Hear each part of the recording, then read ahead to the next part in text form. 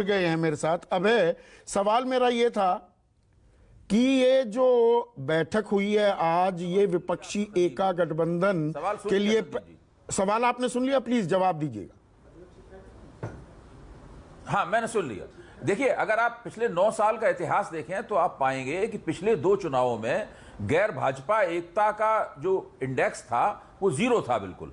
और इस तरह की कोशिश जैसी पटना में हुई है पहले कभी हुई नहीं है। ये पहली बार इस तरह की कोशिश हुई है। और जो अरविंद केजरीवाल आम आदमी पार्टी ने जो सवाल उठाया है वो उन्होंने अपने मुद्दे को रेखांकित किया है। वो कोई गैर भाजपा विपक्षी एकता के खिलाफ नहीं है, ये भी उन्होंने बिल्कुल स्पष्ट किया है।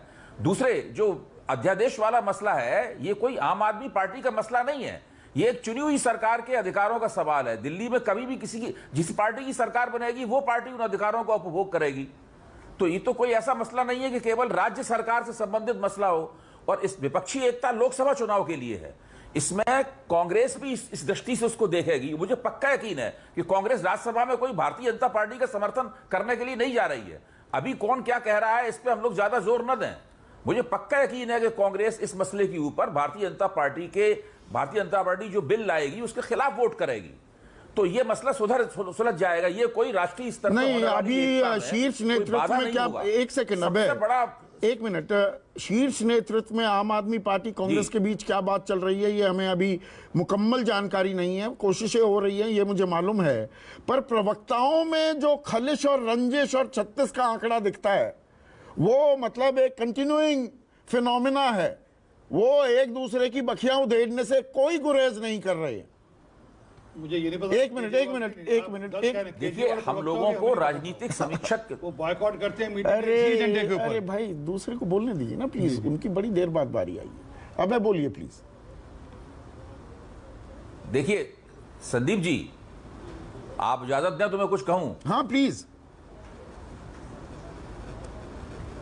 हाँ संदीप जी, ये जो प्रवक्ताओं के अंदर जो बात चल रही है ये कोई जो राष्ट्रीय स्तर पर लोकसभा चुनाव को दृष्टि में रख के विपक्षी एकता होने वाली नहीं है, उसके बारे में नहीं है। ये एक अध्यादेश के बारे में है और ये समस्या समय रहते हुए सुलझ जाएगी। मैं अपनी धारणा आपके सामने रख रहा हूं। केवल इसके आधार पर विपक्षी एकता में कोई दिक्कत पैदा नहीं होगी। अभी जो भी बात हो रही हो उसको उसके ऊपर ज्यादा ध्यान नहीं देना चाहिए। दूसरी बात यह है कि सबसे असली बात यह है कि अगर जैसे अभी बताया गया कि शिमला के अंदर यह तय होगा कि कौन पार्टी किसके खिलाफ चुनाव लड़ेगी, कौन कहां मजबूत है, किसको किसके खिलाफ उम्मीदवार खड़ा करना चाहिए, कहां पे नहीं करना चाहिए, ये है असली बातें जो कि इस बैठक में जो आधार बना है, इस आधार पर शिमला के अंदर विपक्षी पार्टियां अपना महल खड़ा करेंगी अपनी एकता का। वो बहुत महत्वपूर्ण होगा और आप देखेंगे कि शिमला तक आते आते काफी स्थितियां जो अभी गड़बड़ लग रही हैं वो बिल्कुल साफ हो जाएंगी। मैं तो कह रहा हूं, मैंने पिछले 9 साल से कभी भी विपक्षी एकता के लिए इतना सुव्यवस्थित, मतलब ये यथार्थ दिख रहा है आपको? ये गठबंधन अब एक यथार्थ है, ये गठबंधन एक यथार्थ है। अब मेरा कहना है गठबंधन अभी संभावनाओं के दौर में है, लेकिन संभावनाएं काफी मजबूत हैं। परिस्थिति जटिल है, इसमें दिक्कतें मुश्किलें आ सकती हैं, लेकिन ऐसी कोई बात नहीं है कि ये असंभव किस्म की कोई बात है। और इसमें हमेशा ही बड़ी पार्टी शेयरिंग से पहले एक कॉमन मिनिमम प्रोग्राम एकता करने में दिक्कतें आती हैं। जिस और मल्लिकार्जुन खड़गे ने अभी इशारा भी किया है कि एक पहले विकल्प, वो रोड मैप, वो खाका, क्या वो पेश भी करना होगा महागठबंधन को?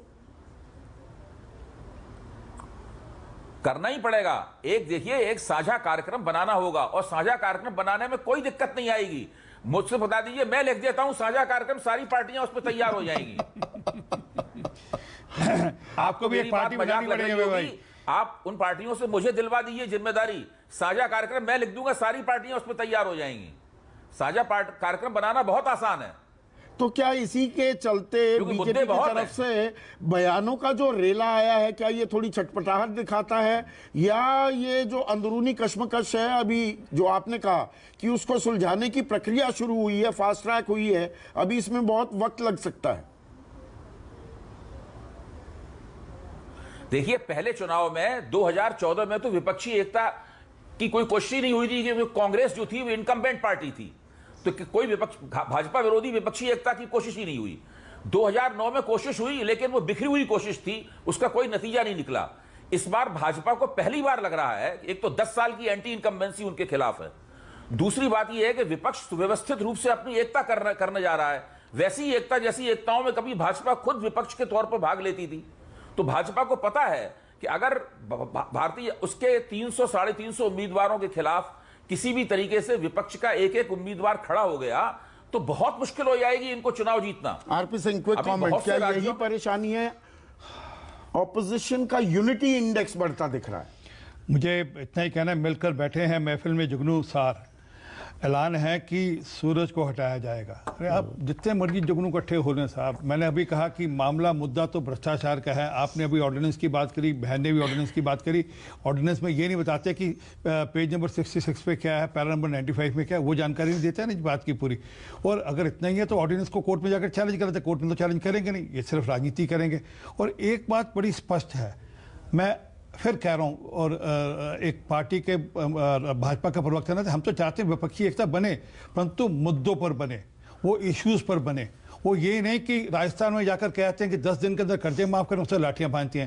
हिमाचल में प्रोमिसेस कराते हैं, वो प्रोमिसेस पूरे नहीं होते। कर्नाटक के अंदर प्रोमिसेस करते हैं, पूरे नहीं होते। लोग ये भी देखते हैं कि प्रोमिसेस कौन कर रहा है, उन वादों को पूरा कौन करेगा, ये भी देखता है।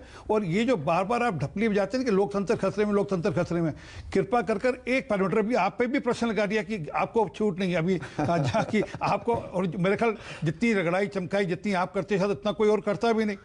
और हम तो आपके इसका सबका स्वागत करते हैं। तो चलिए, मतलब राजनीति